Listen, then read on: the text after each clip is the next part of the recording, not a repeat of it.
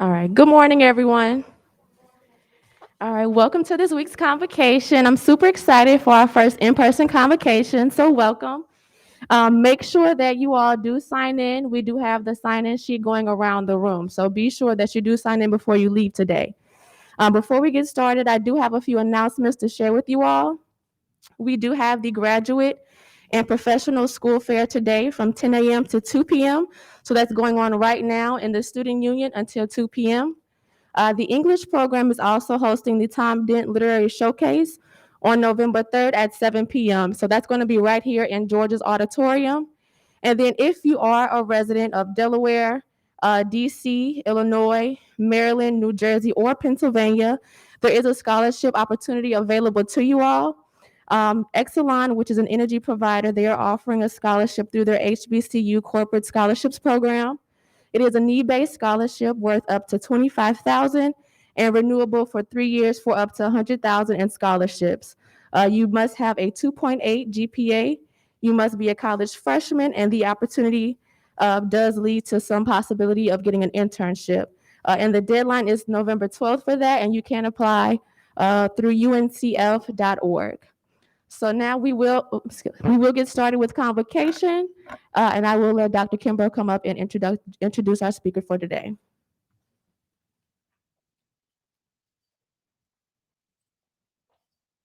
Good morning.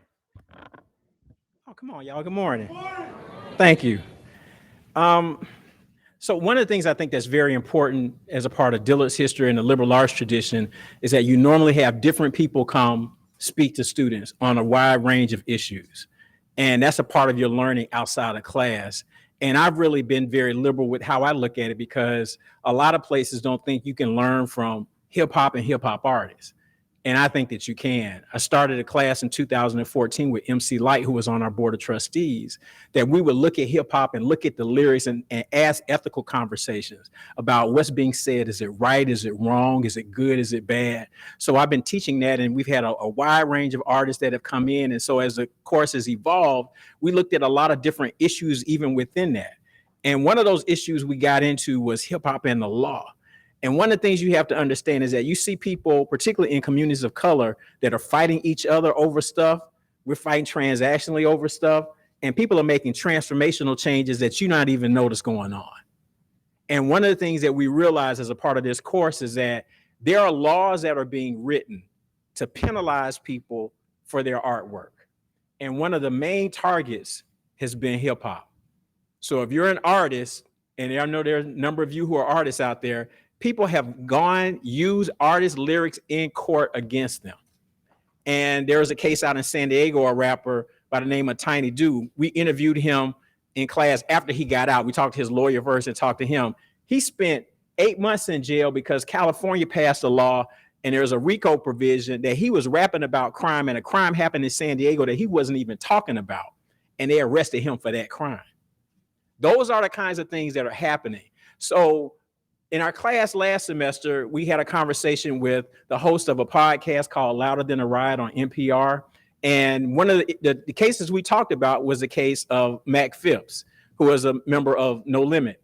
And by this summer, after 20 years, he's granted clemency and gets out of jail. So we had a chance to talk, and I said, man, I would love for him to come to campus so you guys can sort of hear and understand how things are moving in this country that you're not always aware of, and why it's important for you to be active citizens, to register to vote, to be on juries. All of those things are very important, because if you don't, there are people who are making decisions that will impact people like you, and you don't have any say in it. You should be watching the news. And how many people from Texas? Y'all paying attention to how they changing the voting districts? They just cutting folks out that you won't even have representation that looks like you in any of these elections. So there's a lot that's going on, but this becomes a practical example of a high profile organization here in New Orleans and how that was used. So I don't want to tell his story because he's going to do that. So will y'all please help me welcome Mac Phipps.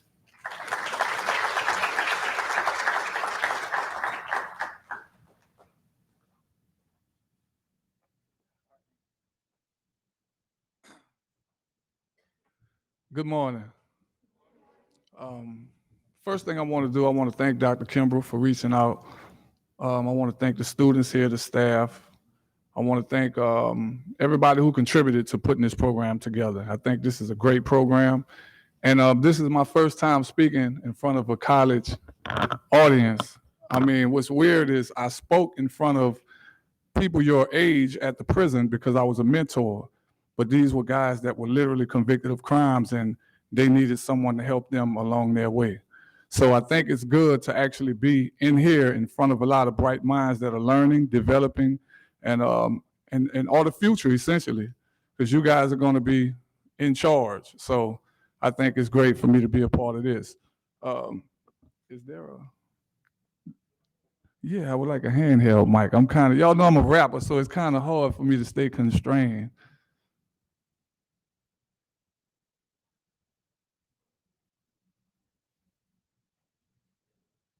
One, two. Y'all can hear me? Good. All right. So I want to ask y'all again, good morning. Y'all not up yet? I want to ask this one more time. Good morning. All right, that was a little better. So also, my wife is here. My manager and his wife is here. I want to thank them as well for helping me re-enter society. How many people in here are under 21 years old? Woo! That's almost the whole class. Wait, well, I got to get back. It sounds like it's feeding back. All right, so I want y'all to imagine something. I was arrested before you were born. And I want you to think back and imagine what life was like over 21 years ago. I actually used to hang on this campus with a dear friend of mine who is an alumni of Dillard. His name is Roger Dickerson, and he goes by the name of Raj Smooth. I was telling Doc that the last building I remember was the gym, because we used to DJ in the gym, and that was a very long time ago. So this campus has really, really been upgraded, and it looks real nice. But the point I wanted to make was 21 years ago, I was arrested and eventually convicted of a crime that I didn't commit. And my song lyrics were actually used against me in court. They were improperly and incorrectly used against me in court, but they were used nevertheless. So before I get into that, I want to tell you a little bit about me. My name is McKinley Joseph Phipps, Jr. I am named after my father. Most people call me Mac Phipps, or the like. But I started rapping when I was 7 years old. I decided that this is what I wanted to do with the rest of my life at 7 years old. I don't know why or what was in me that chose that early in life, but that's what I wanted to do. I'm from a neighborhood. If you're from New Orleans, how many of y'all are from New Orleans in here? If you're from New Orleans, I am from Uptown. My neighborhood is surrounded by 4 streets: Napoleon Avenue, Claiborne Avenue, Louisiana, and Broad. Those are the 4 streets that surround my neighborhood. It's where I was born and raised. My grandmother has lived there for over 50 years. My mother and father met on the Esplanade bus. My mother was going to get into the program at Delgado, but what she didn't know was my father was already in Delgado. He was a Vietnam veteran, and he was trying to get his life together after coming back home from war. So they met. They eventually married on November the 20th, 1976. 1977, they had me. I'm the eldest of 6 kids. It's 4 boys and 2 girls. So I grew up in a crowded house, and I was the oldest. How many of y'all are the oldest in here? You already know. Everything is your fault, right? Everything is the oldest child's fault. So whatever the parents don't do, whatever gets done in the house when the parents ain't there, it's the oldest child's fault. So as a kid, I learned how to take responsibility for my younger siblings. And I think all of that played a part in me being able to handle what would eventually happen to me, because we don't know as kids where should I say our journey is going to lead, right? But in hindsight, I can look back and see all of the things that I was taught and learned that kind of helped me along the way. Now, during my 2nd grade class, I remember there was a putting on the hits. I don't know what y'all call it today, but a putting on the hits was sort of like a program where we get people in the auditorium, and it was a talent show, right? So I won the talent show, and that that moment is what gave me the confidence to say, okay, this is what I want to do. Most people in my neighborhood wanted to play basketball. They wanted to play football. Well, I didn't think I was football material, as y'all can see. I'm too little. I was tall enough for basketball, but I just wasn't skilled enough for basketball. So I was sitting down watching, for the older people in the room, I was sitting down watching New Edition's Cool It Now video. I know some of you young people in here that have no idea what that is. But Cool It Now by New Edition was playing. And I remember listening to the last part of it when he go into the Ronnie, Bobby, Ricky, and Mike. If I like the girl, who cares who you like? That was it for me. When I saw that, I knew that is what I wanted to do with the rest of my life. So I started writing, I started winning talent shows, and that's what eventually led me to be a part of the music industry. So that's how my childhood pretty much started. Before I get into what happened or the things that led to the night that I was incarcerated, I just wanted to share with y'all also that the person who first believed in my talent, we lost him like last week. And it's been kind of hard for me to deal with because this is the person who literally went to the first people he knew that could help me as a child in the music industry. And I'm sorry, y'all, but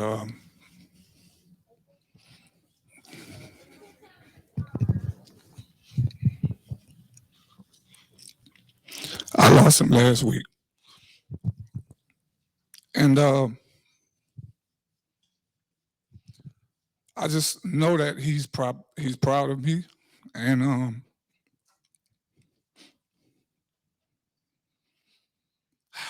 give me a second. But I know he's proud. And he brought me to one of his friends. And he was like, yo, my nephew raps. And I was like, you know, I'm a kid. I was eager. So the guys were like, okay, let me hear him. So I heard him. Well, they heard me, rather. And eventually, I landed my first record deal. My first record deal was in 1989. I'm pretty sure none of y'all in here know anything about 1989. But I put my first album out at 12 years old in 1989. And my producer was someone who y'all probably is familiar with. His name is Manny Fresh. Y'all familiar with Manny Fresh? So Manny Fresh produced my first album. I was 12 years old. And so that started my journey into the music business. Now, in 1997, 96, I was a security guard on the West Bank. I had just quit my job, and I was facing a life-altering choice, right? I was broke. I needed some money. I had been rapping since '84, never got any money. And I came across an opportunity for 2 different record labels. One of them is a well-known label in New York called Def Jam. Is everybody familiar with Def Jam? All right, so my partner, Wild Wayne, who's the radio DJ, he set up a meeting for me and the executives at Def Jam. So I went into the meeting, I spoke with the guy, I played my demo, he heard it, he really enjoyed it. He was interested in moving me to New York and signing me as an artist. Now, I was 19 years old. I don't know if I was quite ready to move to New York and be that far away from my parents. I mean, is there anybody here from New York? You're from New York? Oh, yo, and then she said it with confidence, I'm from Brooklyn, yo, word is born, word of mother. But yeah, so, right, look, I used to kick it with a lot of people from New York, but you braver than me, because I wasn't ready to move across the country at that time. So I came out of the meeting. I told Def Jam I'll think about it. Of course, they were kind of, I guess it was kind of like, think about it. This is Def Jam. So I left out of the meeting. and I run into Percy Miller, who we know as Master P, on the elevator. And when I run into him, he like, yo, get Kel to bring you to the studio and come there Thursday, man. I got some work for you. So I went to the studio that Thursday, and that was it. I had never moved. I left New Orleans, and that was pretty much what changed my living conditions at that time, right? So I started making money. I started doing music, and I was really enjoying myself. I'm gonna be honest with y'all. I was enjoying myself. I was young. You know, I thought that the money was never gonna end. And let me tell y'all something, young people.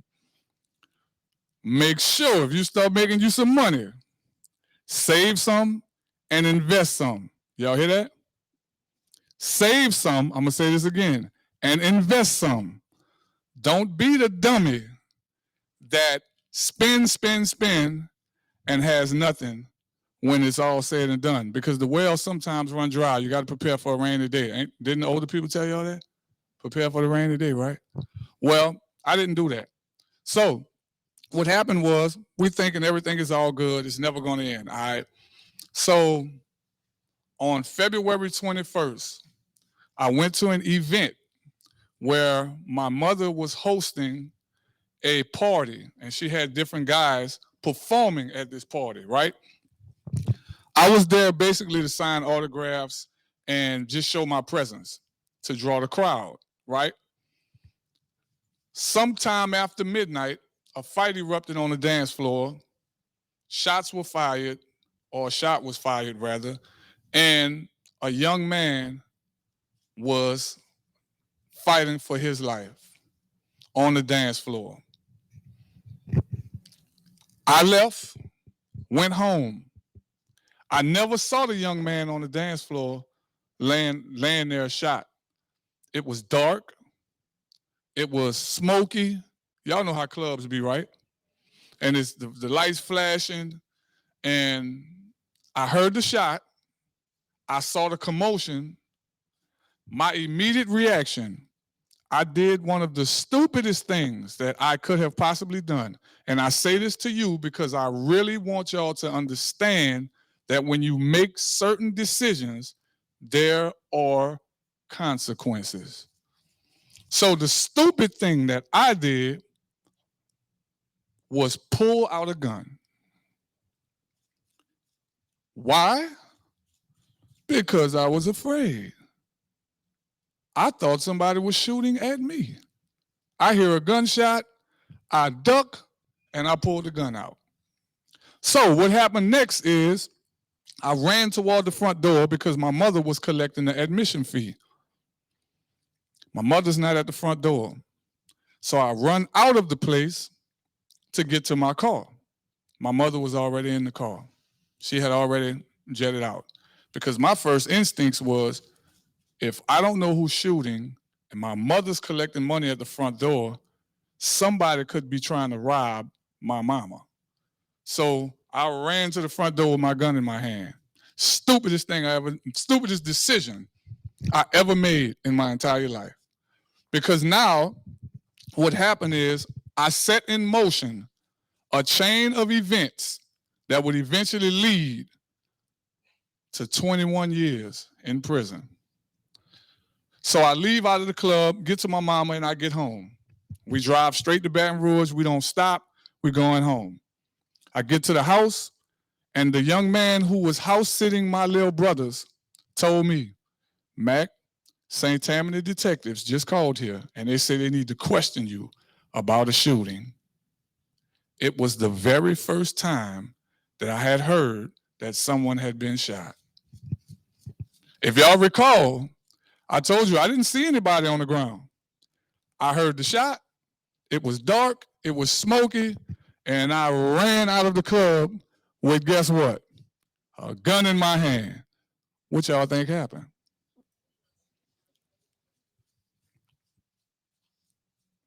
Somebody tell me what you think happened. Anybody? Huh? They saw me with the gun. So if they saw me with the gun, somebody was just shot. It's smoky. It's loud from the speakers. and I'm running out the club with a gun, right? So what did people assume? I was the shooter, right? So get to the house. The guy tell me that they want to talk to me about a shooting. So now I'm trying to recall everything that I saw. As I'm sitting in my house waiting on the detectives to come there, I'm trying to remember faces. I'm trying to remember everything to make sure I didn't miss something, right? Because they're telling me somebody has been shot. I didn't see anybody on the ground. I didn't see any of that. So now I'm trying to recall my thoughts. And dang, I'm walking around. I'm like, what happened? All right, so cool. Detectives get there. They basically tell me, we need to talk to you. We have a warrant being processed right now, and you need to come with us. I told them, look, I waive my rights. Y'all can check my house. Y'all can tear it up, do whatever y'all need to do. I didn't do anything. So I'm feeling like I'm okay. At that time, I didn't know anything about the law. It was my first encounter with the law. I had no idea that things can not work so properly, right? So I get arrested, well, detained. They bring me to the substation and they question me. During the questioning, at this moment, it was only a shooting, right? Remember? During the questioning, someone came, whispered something to the detective. What y'all think he whispered to him? He whispered that he died. Because the whole time the detective was questioning me, I had my fingers crossed hoping whoever this was would live. Because if they live, then what?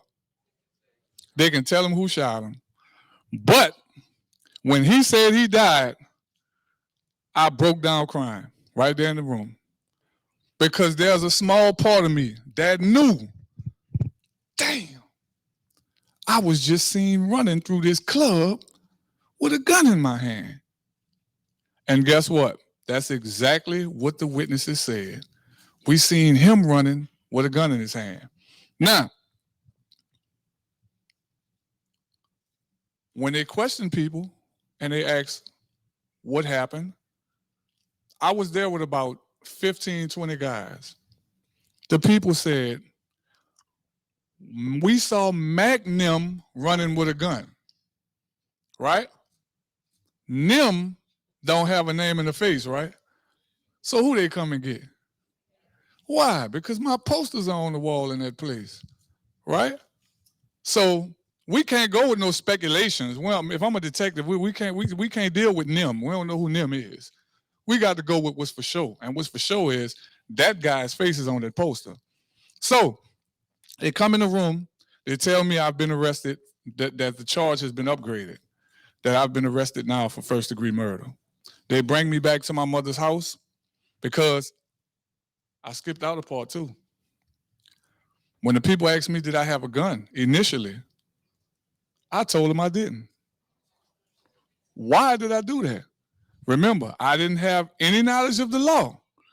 I was only trying to get out of a concealed weapon charge. I had no idea about, remember, I didn't even know anybody was, at the time, I didn't know anybody was shot, didn't know they was died when they was questioning me. So in my mind, I ain't had no gun on me. I ain't had no gun. Now watch this. One lie, y'all. That one lie changed my life. Because guess what? Once they told me that somebody had died, I told the detectives, look, I did have a gun on me. Let's go to my house and get it. Why? Because now I want to prove to them that this gun didn't shoot anybody.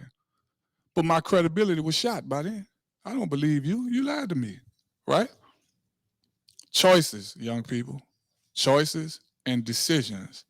So now, the very gun I was trying to hide that I even had, now I want them to have it because I want them to take it, test it, and prove me innocent because I didn't shoot anyone, right? They wasn't trying to hear it. They wasn't trying to hear it by then. They had already set the wheel in motion. So now that this wheel is in motion,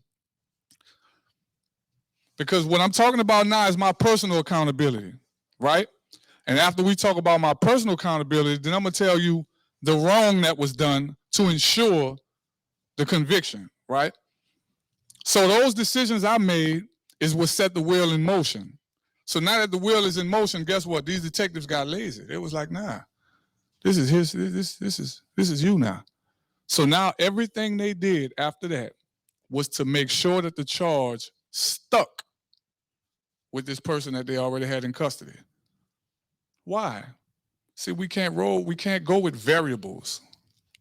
We're detectives. We're tough on crime in our community. We got to prove to the people in our community that we're doing the job. So now, when they question all of my friends and me, we all kind of just, y'all know what we do in the hood. What we do in the hood when the people question us? We don't know nothing. And guess what? I don't know if y'all know this, and I'm not insinuating anything, but I'm going to keep it real. Sometimes keeping it real go wrong. Because when them people want answers and we're not giving it to them, guess what? They're going to still do what they got to do. And somebody is going to pay for it, right? Somebody got to pay because we have a grieving family here. This grieving family has lost their son, something that can't be given back. And this is these people's job. They took an oath to do their job, right? So somebody has got to get it. And most times, and I'll go on record to say this, most times when nobody want to say anything, the wrong person is going to get that charge. Because see, the right person, he's going to take off. He ain't going to be nowhere to be found. That's just the way this go. That's the way this go. Because guess what? If I would take your life, what makes you think I wouldn't send you to the penitentiary? Make sense? If someone would take your life, what makes you think they would have a problem taking your freedom? Right? That's nothing. So most times, the wrong person in those type of cases, a lot of times I would say, not most, but a lot of times, the wrong person get the charge. So the wheel is set in motion, because I don't want to get too far ahead of it. The wheel is set in motion, so now the detectives then got keyed in on one person. They don't want anybody else. We got witnesses coming to them, telling them, look, the guy didn't do it. You had people that were in the club start coming forward and like, look, we don't think he's the right person. They done got this on BET. This is on MTV. The wheel is in motion now. He's getting his charge. That's it. So now when I get to court, the young man who come up there and he testified against me, you know, he's hurting. This is his family. I've never seen him before in my life. But he's testifying, saying that he saw me shoot someone. That hurt it. That really hurt it because I didn't even know who this guy was. But the wheel was already in motion.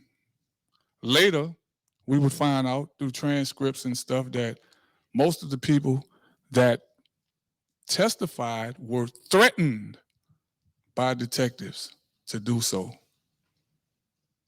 My record was so clean, and I say this humbly, that the only thing they could use against me in court was exactly what Dr. Kimball said, and that was my song lyrics. I had no past criminal history. As a juvenile, I had none as an adult. The only time I'd ever been in the back of a police car was for a traffic ticket. So when it came time to try to prove to 12 people that I committed the ultimate crime, because taking a life is the ultimate crime, they had nothing to go off of. So you know what they did? DA came up to me with a stack of paper, and he said, this is both of your albums, Shell Shock and World War III. We got every word you ever said in any one of them. And I'm letting you know now, if you get on that stand, we're going to tear you up. And guess what? I told my lawyer, I didn't know anything about the law. So what y'all think I did? I ain't get on this thing. I didn't know anything. So they get up there and they take two of my songs and make them one sentence. They take two different lyrics from two different songs. I had a song called Murder, Murder, Kill, Kill.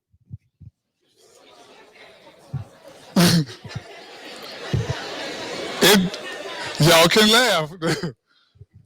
I was the idiot who wrote a song called Murder, Murder, Kill, Kill. There's a freedom of speech, but you got to still watch what you say.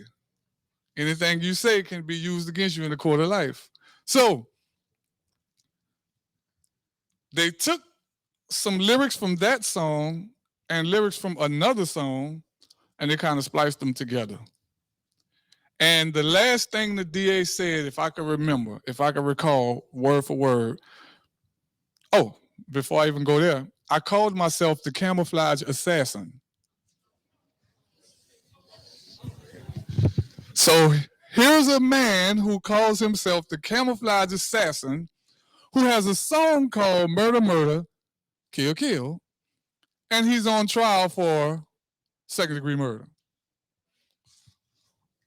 Okay, so when I get up there, I remember the DA's last words. He said, "Ladies and gentlemen of the jury, help me remove the camouflage from this assassin." And I was like, man, this dude good. I ain't lying. I was like, I should have hired him. Because this dude almost convinced me that I did it. Because I was just sitting there like, damn, so who the, hey, man, that dude must have, he must be really living like that. But he had to paint this picture to the jury because he had nothing else to go on. I mean, some of the jurors were asking him questions. They were like, you really have to have something concrete for me to send this young man to prison for the rest of his life. And he didn't have anything concrete, but he was still able to do it. So by legal standards, he did a great job, by legal standards. Now, of course, he had a little assistance from, the people that was hiding paperwork, switching this, doing that, doing this, but he got it done. Unfortunately, history only records the winners, just the way it is. So I was convicted. Now, the first night that I spent after my conviction, I convicted myself that night because I sat in a cell and I had to think about everything that I ever experienced in my life. And I started questioning everything. I even started questioning God.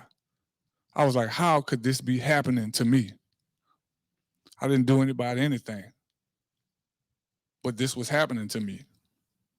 But remember what I said during my childhood, there were certain things that I experienced that was preparing me for that, and I had no idea that I was being prepared for that, right? So get convicted, get in jail. Let me tell y'all, my first day in jail, I was scared to death. Mind you, I had never been to jail before. You hear all these prison stories. Y'all know, y'all see them little shows, and you hear all these prison stories. Now I'm going to tell y'all, it don't be like that. But when you don't know, you don't know, right? So my first day in jail, I was so afraid. And see, fear could be, I'm going to tell you something. There's nothing wrong with fear. Fear is healthy sometimes. Fear can save your life. And guess what?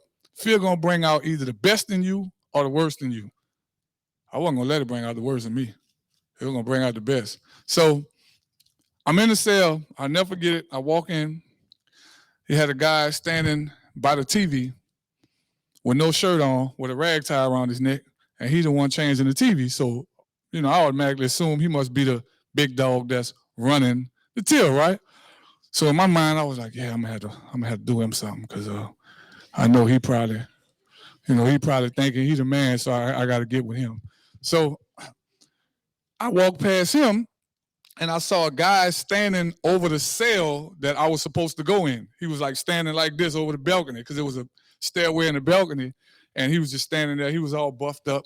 So I was like, yeah, I'm gonna have to throw him over the balcony. So damn, I done sized the whole building up because I'm afraid. Just tell you, this what fear do you. I'm scared to death. I done in my mind, I done already bashed him in his head. I'm trying to throw him over the balcony. And one guy walked past me and shook my hand. He was like, man, what's up, Mac, bro? I was feeling your music out there in that world. I said, yeah, for sure. So he walked off and like, I'm gonna do him something because he's trying to play me. I'm gone. I'm scared to death. Y'all got to keep in mind, this is all new to me. I'm thinking that everybody in there is trying to do me something, and I ain't about to let them try to do me. You know, y'all know. You know, I ain't going out like that. So I'm scared, but I'm using that fear to motivate me, right? And of course, I would learn later that very shortly that the physical, it was nothing to fear physically, nothing.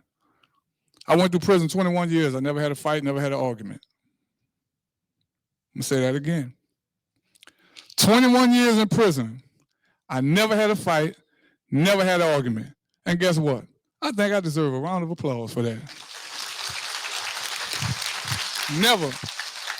Because I learned early on that you mind your business and you do what you need to do to gather yourself and make the changes that are necessary for you to re-enter society, then you don't have that stuff to worry about. Because I'm gonna tell you, there's violence in prison. I saw more drugs in prisons than I saw on the street. I'm gonna say that again. I saw more drugs in prison than I ever saw on the street. There's guys walking around prison like zombies. But then there are guys that are really, really trying their best to get home to their families and doing the right thing. I was a part of a group called Men of Change that took it on ourselves to mentor the younger guys who were coming in there and stabbing each other up every 5 minutes. And these guys weren't getting no incentive for it. We weren't there was no time cuts for it. We just came together to do it because we felt it was the right thing to do. And we were tired of them youngsters throwing their life away.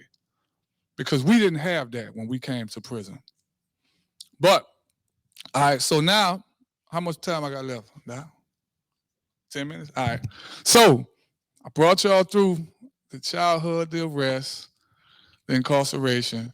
So, during my incarceration bid, I realized that money was not going to get me out of prison. So let me tell you, young men and young women in here now, if you think that because your family or somebody might have a little money that's going to get you out of prison, it's not going to get you out of prison. Sometimes money just don't work. Y'all know who the DA is right now in New Orleans, right? Y'all don't know the name of the DA of New Orleans? Are you serious? Well, that's probably a good thing because y'all not committing crimes. So that's a good thing. Y'all in school. But the DA of New Orleans is Jason Williams. He was actually my attorney. And he did a great job. But guess what? That wheel was rolling, right? When that wheel was set in motion, I don't care what attorney you get. I don't care who you are. Because my same attorney was Lil Boosie's lawyer too. And Lil Boosie beat his charge. You know why? Lil Boosie had 8 black jurors. I had none. Y'all hear that? So I don't care what lawyer I would have got. The wheel was already set in motion. It was already set in motion. The jurors were handpicked. They knew what they were doing. They made sure that those people that were there to judge me were totally removed from my experience. They made sure of that. We're supposed to be judged by a jury of our what? Yeah, let me see how that work out for you. Because when they want you, they know what to do. And then let me tell you something about our peers. Dr. Kimball just mentioned it. Our peers don't even like to go show up for jury duty. All right? If you're from the hood, you need to definitely be showing up for jury duty. What you think they're going to do when your family member or loved one get caught up in a situation and they don't have nobody in our community wants to even go to the jury, you know? So take advantage of that. If you get jury duty, go. I know from this point on in my life, if they call me for jury duty, I'm gonna be the first one there. I might be there with sausage biscuits for everybody. I'm gonna make sure I'm there. I'm telling you, because I know what this is now. You know, because I wish they would have had some people that would have just given me the objectivity that I needed. I wasn't asking for somebody. I don't think anyone should just go against what they feel is wrong or right and make a decision. Just give me that objectivity that everybody else get, right? They say you're innocent until proven guilty. But for some of us, and we ain't gotta get into those who, y'all know, it's guilty to proven innocent. You gotta prove your innocence. Y'all know how it go. So I encourage y'all to make sure that the decisions you make in your life, you're aware of the potential consequences. So in closing, I want to talk to y'all about my re-entry. So I went through prison. I learned what I needed to learn. I did the stuff that I needed to do that was necessary for me to get the earliest release possible, because I realized money wasn't gonna get me out. Nobody's money was gonna get me out of prison because they wanted me. So what I had to do was work from the inside. I started mentoring, I started volunteering, I started doing everything that was of service to others. In 2012, they gave me a humanitarian award at the prison. And let me tell you something. That was the best award that I have ever been given in my life. You know why? Because it was an award for simply being myself. So, would y'all give me a round of applause for that?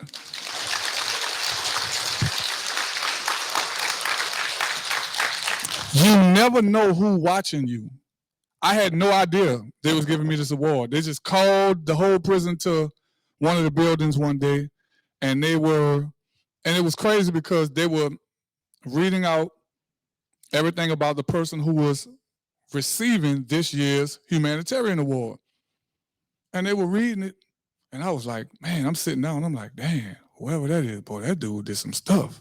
That's what I'm thinking in my head, right? So they were like, yeah. Then when they get to the last paragraph, they said, and he's a former recording artist with no limit. I just went.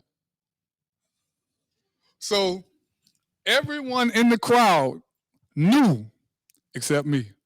So I'm sitting down, so they called me up, and I remember I went to the microphone, and all I could say was, boy, y'all wrong for this here. That's all I could say, because I didn't know that they were actually watching the stuff that I was doing for other people in the prison. I didn't even know they was paying attention to it. But all of those things that I did and the choices I made, the choice I made to change my life and to basically correct those things that I felt led to the decisions that brought me to prison, they all paid off. Because when I went up for parole, first I had to go up for clemency. Clemency is way more difficult for parole, I'm gonna tell y'all. Clemency is basically the last pitch for relief for a prisoner. If you can have a life sentence, but you can file for clemency, it's basically you asking the parole board, you basically asking them for mercy. Like mercy based on, I did this, X, Y, and Z, I done completed all of this, and I just want some relief. That's for people that really don't have parole eligibility. So all of the things that I did basically paved the way for when I filed for clemency, I was granted. And eventually I was granted parole, and Governor Edwards actually signed it. And I wrote him a letter and just told him thank you for it, because I had no idea what to expect, but I did know that I put all of the things in place to make it happen. So now I'm out about a day or two, and my wife takes me to Target, and Mind you, I had been locked up 21 years. Now I've been out like 3.5 months, so I'm kind of, I'm kind of back in. I'm back in the groove a little bit. I still don't have no, what y'all youngsters call it, drip. I still don't have that. I don't. Whatever drip is, I don't have it. I don't even swag, all that. I don't have all that. All that didn't exist when I was out. So, but I'm fresh out like a day or two. My wife bring me to Target, and I'm gonna tell y'all, in prison, ramen noodles is very popular. Everybody eat ramen noodles in prison, right? So me and my wife is walking past this aisle, and I'm walking by it. I'm not knowing she's not talking to me. She's talking to my 17-year-old, right? So all I hear is, "Do you want some noodles?" I just turn around. I said, "I don't want no mother. I've been locked up 21 years. I don't want to look at no noodles." So when I said it, immediately there was a guy standing behind me looking like this. So I was like, "Baby, I need to go to the car." I was still institutionalized. I'm trying to shake it now. I done got better, but it's a process. We're talking about 21 years of being away from everything. This new technology is wild to me. I don't even know how to use this. I promise you this. My wife have to tell me how many followers I have. She had to tell me what, I don't know the passwords. I don't know anything to this. I don't know anything about this. This is crazy. When I was on the streets, the phones, you just used it to call people. Now this is a computer in your hand. This is weird. But I like it. Don't get me wrong. Can't nothing be more convenient than having everything at your fingertips. But I'm still trying to adjust to it because, once again, it's been 21 years. And that's pretty much my story. And we can ask any questions? Oh, okay, at lunch. All right. Well, I'd like to thank y'all for attending and being attentive to my story. I appreciate everybody who made this possible. And I am Mac Phipps. I thank y'all. All right. Thanks, everyone. So I'll send out additional information there. You should read more about the story. His story is very interesting just to understand some of those things. But once again, let's give Mac another big round of applause. You need to say something? Okay, that's it.